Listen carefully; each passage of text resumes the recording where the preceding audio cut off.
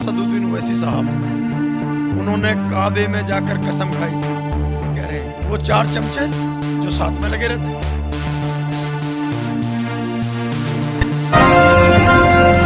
बेबाक हिंदुस्तान, सच की जुबान, हर खबर आप तक।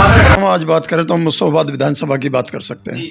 मुस्तफाबाद विधानसभा ये एक मुस्लिम विधानसभा के नाम से भी मशहूर है, और क्योंकि मुस्लिम क़यादत यहाँ पर होनी चाहिए, पहले से भी रही है, लेकिन पहले से कुछ नाकारा, बेकार और मेरे शब्दों में कहें तो घटिया लोग और घटिया पार्टियाँ यहाँ से रही हैं। तो वो घटिया लोग और घटिया पार्टियों से छुटकारा दिलाने के लिए इस बार यहाँ से जो AIMIM पार्टी से ताहिर हुसैन साहब चुनाव लड़ेंगे, और इंशाल्लाह सिर्फ लड़ेंगे ही नहीं बल्कि जीतेंगे।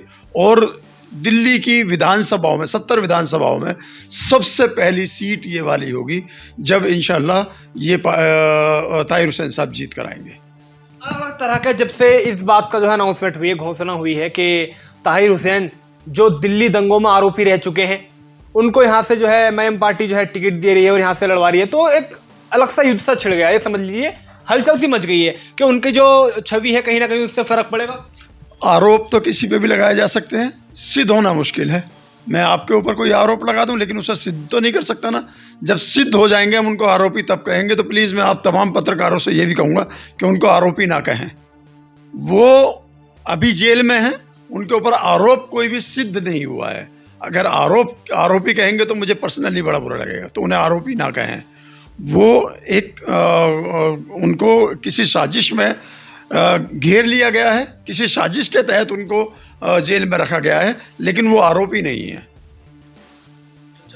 आपको लगता है यहाँ से जो है MIM अगर पार्टी यहाँ से टिकट लड़ती है चुनाव तो जीत पाएगी मुस्तफाबाद विधानसभा से?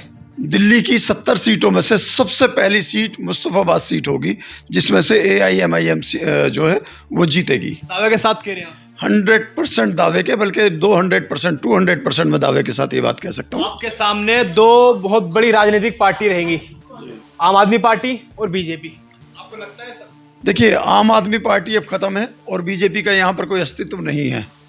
बहुत टाइम से बीजेपी यहाँ पर कभी नहीं जीती, उसका कोई अस्तित्व नहीं है। आम आदमी पार्टी अब ख़त्म हो गई है। आम आदमी पार्टी का मुसलमानों के अंदर कोई चलन नहीं है।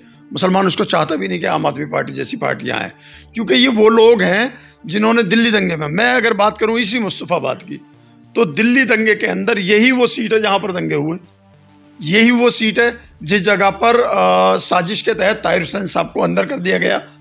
यही वो सीट है जहाँ पर लोग दंगा पीड़ित हैं। यही वो सीट है जहाँ सबसे ज़्यादा लोगों को, मुसलमानों को मारा गया, सबसे ज़्यादा पीटा गया। यही वो सीट है। तो मुसलमान क्यों चाहेगा कि अरविंद केजरीवाल को ये नहीं पता कि अरविंद केजरीवाल ही वो शख्स है जिसने यहाँ पर दंगों में आकर भी नहीं देखा, बल्कि उसने तो दंगे भड़काए हैं, उसने तो दंगे किए हैं। मैं तो इसका सीधा सीधा जो आरोप है वो अरविंद केजरीवाल पर लगाता हूँ। अगर अरविंद केजरीवाल चाहते तो दिल्ली के अंदर कहीं दंगा नहीं होता, उसके बावजूद भी उसने मुस्तफाबाद में दंगे कराए। तो ये दंगाई जो है वो अरविंद केजरीवाल है, ना कि कोई और है। इस सीट पर दंगा कराने वाले अरविंद केजरीवाल और उनकी पार्टी के लोग हैं। तो फिर क्यों जो बड़े बड़े चेहरे, बात कर लेते हैं सीलमपुर विधानसभा से, जो बड़े बड़े चेहरे जिनका नाम बहुत ज़्यादा चलता है, चौधरी मतीन, उनसे हमने एक सवाल किया था लेकर। हमने जब उनसे बात की तो हमने उनसे एक प्रश्न किया कि आपने आम आदमी पार्टी ही क्यों चुनी कांग्रेस छोड़कर? आप और दीगर पार्टियां थी उनमें भी जा सकते थे, जैसे कि MIM पार्टी थी उसमें जा सकते थे आप। तो उन्होंने कहा MIM को कौन पूछता है, लेकिन आप दावा कर रहे हैं कि सबसे पहली सीट मुस्तफाबाद विधानसभा से निकलेगी। जो लोग पुरानी पार्टियां छोड़ के, जिसमें वो 30 साल से 25 साल से कार्य करता थे, जिसमें कार्य कर रहे थे, वो छोड़ के आम आदमी पार्टी में चले गए, तो फिर MIM में क्यों नहीं गए? मैं अगर बात करूं सीलमपुर के विधायक, पुराने वाले विधायक चौधरी मतीन साहब की, तो वो मौका परस्त आदमी हैं। मौका परस्ती मैं बता देता हूँ। जनता दल से लड़े पहले, फिर कांग्रेस में आ गए, उसके बाद में कांग्रेस एक बार वो निर्दलीय लड़े, फिर कांग्रेस में आ गए। उसके बाद में उन्होंने अब आकर अरविंद केजरीवाल को जी भर के कोसा, पानी पी पी कर उनको गालियां दी। उनको दिल्ली दंगों का हवाला दिया गया। उन्होंने ही दिल्ली दंगों का, उनके बेटे ने ही दिल्ली दंगों का हवाला दिया था कि साहब दिल्ली में दंगे जो है वो केजरीवाल ने कराए। आज अगर सीलमपुर में पूर्व विधायक के बेटे को टिकट वहाँ से मिलता है, आम आदमी पार्टी से मिलता है, तो इसको आप क्या कहेंगे? मौका परस्त है ना। तो आज मौका मिला उन्हें मौका परस्ती का, उन्होंने मौका परस्ती से आम आदमी पार्टी में चले गए, तो वो मौका परस्त है। कौम के हमदर्द नहीं हो सकते ये लोग। सीलमपुर की विधानसभा के लोग भी इस बात को जान लें, और तमाम दिल्ली के मुसलमान इस वक्त जान लें, पहचान लें कि ये जो लोग दल बदलू हैं, ये मौका परस्त लोग हैं। इस बार लोग कह रहे हैं, हमने वहाँ पर सर्वे किया, उनकी उम्मीद पूरी है। उनके जो युवा वो साहबजादे हैं, क्या किया साहबजादे ने? 1 साल वो साहबजादे खुद पार्षद रहे, क्या किया? सफाई तक की नहीं थी उनके इलाके में। उसके बाद में उन साहबजादे की धर्मपत्नी आज निगम पार्षद हैं, क्या कर रही हैं वो वहाँ पर? कुछ नहीं है। एक RTI लगा के पूछ लो, एक जवाब ले लो, अगर कुछ भी मिल जाए। पिछले 2 साल से वो है ना वहाँ पर, एक RTI लगा कर जवाब ले लो। कुछ नहीं किया। आज साहबजादे अगर जीत जाते हैं तो कल फिर वही हालत होगी जो पिछले 23 साल उनके वालिद साहब ने किया। 23 साल उनके वालिद साहब ने कुछ नहीं किया, सिर्फ एक काम किया करते थे। वो क्या शादियों में जाते थे, 101 रुपए का लिफाफा देते थे और घुस जाते थे वहाँ पर शादियों में। 101 रुपए का उसमें लिफाफा डाल के आते थे। ये काम किया चौधरी मतीन साहब ने, मशहूर है इस चीज के लिए। कहीं पर भी गए, 23 साल का काम मुझे आप गिनवा दीजिए उस इलाके का, गिनवा नहीं सकते आप। डाल लीजिए पिछले 23 साल की RTI, आपके सामने दूध का दूध, पानी का पानी हो जाएगा। लेकिन वो तो इस बार उन्होंने जो है आम आदमी पार्टी का दामन थामा। लोग कह रहे हैं कि हम तो जो है इस बार उनके साथ हैं। कौन कह रहे हैं? वो 4 चमचे जो साथ में लगे रहते हैं, वो 4 चमचे तो आपको कहीं पे भी मिल जाएंगे, किसी के साथ भी मिल जाएंगे।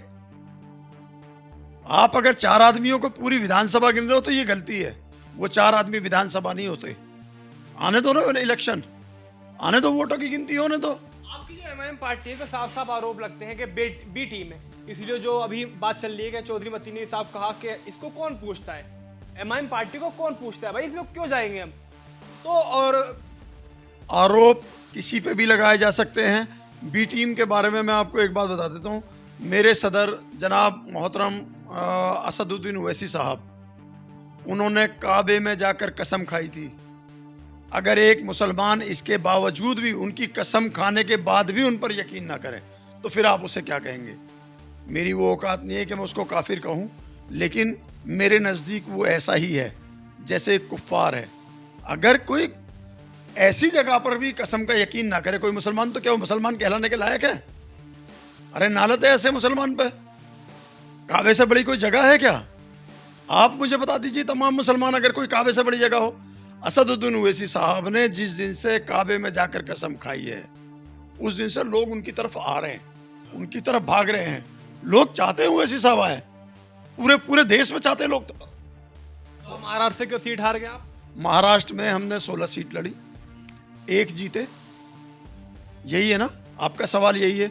वो 15 सीटों का आप रिजल्ट निकाल लीजिए, किसी पे 500 वोटों से, किसी पे 1000 वोटों से, और 1 सीट तो हम 75 वोटों से हारे हैं। इसका मतलब वोट परसेंटेज तो हमारा बढ़ रहा है। तो हम कहाँ हारे हैं? हम हारे नहीं हैं, हम जीते हैं। बाकी मैं 1 सीट जिसका मुझे बड़ा दुख हुआ, इम्तियाज जलील साहब की सीट। इम्तियाज जलील साहब भी हारे नहीं हैं। हमारी सफ़ों में खड़े हुए हमारे कौम के गद्दारों ने उनको हराया है। इम्तियाज जलील साहब नहीं हारे। तो हर जगह है ऐसे, कुछ गद्दारों ने मिलकर उनको हरा दिया, बस इतनी सी बात है। कुछ गद्दारों ने मिलकर जो है उनको वहाँ से हरवा दिया। और अब जो मुश्ताबाद विधानसभा है, यहाँ से लोग जो हम लोग सर्वे कर रहे हैं, लोगों से बात कर रहे हैं लगातार, दिल्ली इलेक्शन करीब है विधानसभा के, तो लोग कह रहे हैं कि जी ये वोट काटू पार्टी है, MIM यहाँ से लड़ेगी तो ये कुछ नहीं, और सिर्फ यहाँ से भाजपा जनता पार्टी को जो है जिताने का काम करेगी। मुस्तफ़ाबाद की जनता ने अब ये ठान लिया है, क्योंकि ताहिर हुसैन की कुर्बानियाँ मुस्तफ़ाबाद की जनता ने देखी हैं। ताहिर हुसैन के बारे में लोग जानते हैं। ताहिर हुसैन ने किस शिद्दत के साथ पुलिस को फ़ोन किए थे, वो आज भी रिकॉर्डेड हैं। ताहिर हुसैन ने किस तरीके से यहाँ के दंगों को रुकाया था, वो आज भी फ़ोनों में लोगों की अलग अलग वीडियोस रिकॉर्ड हैं। तो ताहिर हुसैन की कुर्बानियों को लोग जानते हैं। मुस्तफ़ाबाद की जनता ठान चुकी है, मुस्तफ़ाबाद की जनता मान चुकी है कि वो ताहिर हुसैन को वोट देगी और जिताकर असेंबली में पहुँचाएगी। यहाँ की जनता को इंसाफ दिलवाने में ताहिर हुसैन एक बहुत बड़ा रोल होंगे। आप देखिएगा, जिस वक्त मुस्तफ़ाबाद में वोटिंग होगी, एक तरफा वोटिंग इस बार मुस्तफ़ाबाद में ताहिर हुसैन साहब को AIMIM पार्टी को पड़ रही है।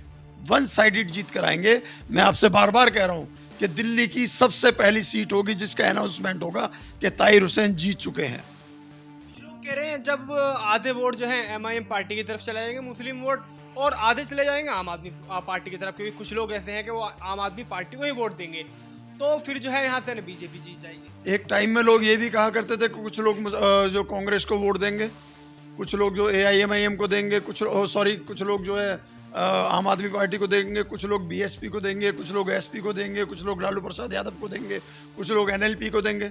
ये कहने से छोड़िए आप, वन साइडेड इलेक्शन इस बार है। हर बार ऐसे लोग कहते हैं, लेकिन इस बार मुस्तफाबाद की जनता को ये बात साफ तौर पे पता है कि हमारा कायद कौन हो सकता है, हमें किसको विधानसभा में लाना है, किसको विधानसभा में भेजना है। तो मुस्तफाबाद की जनता ये बात ठान चुकी है। अब इस पर बार बार सवाल की ज़रूरत ही नहीं उठती, बार बार ये बात करने की ज़रूरत ही नहीं है। इंशाल्लाह इस बार मुस्तफाबाद से AIMIM की पहली सीट निकलेगी और ताहिर हुसैन यहाँ के विधायक होंगे। देखिए दोस्तों, आपको बता दें, ये बहुत बड़ी बात और बहुत बड़ा दावा आज मोहम्मद कुरैशी कर रहे हैं कि एमआईएम पार्टी से ताहिर हुसैन, जिसको दिल्ली दंगों में जो है आपको बता दें अभी तक जेल में वो बंद है, और उनको यहाँ से टिकट दिया है एमआईएम पार्टी ने, वो दावा कर रहे हैं जो बैठे हुए यहाँ पर आज मोहम्मद कुरैशी के, यहाँ से वो बहुमत के साथ जो है ताहिर हुसैन जीतेंगे। अब देखना ये होगा आखिर यहाँ पर क्या होने वाला है इस बार। हम जैसे कि आपको बता रहे हैं, लगातार दिखा रहे हैं कि कुछ ना कुछ यहाँ पर अतरंगी इस बार दिल्ली विधानसभा के इलेक्शन हो रहे हैं। आप सब हमारे साथ इस खबर पर जुड़े, आप सभी का बहुत बहुत शुक्रिया।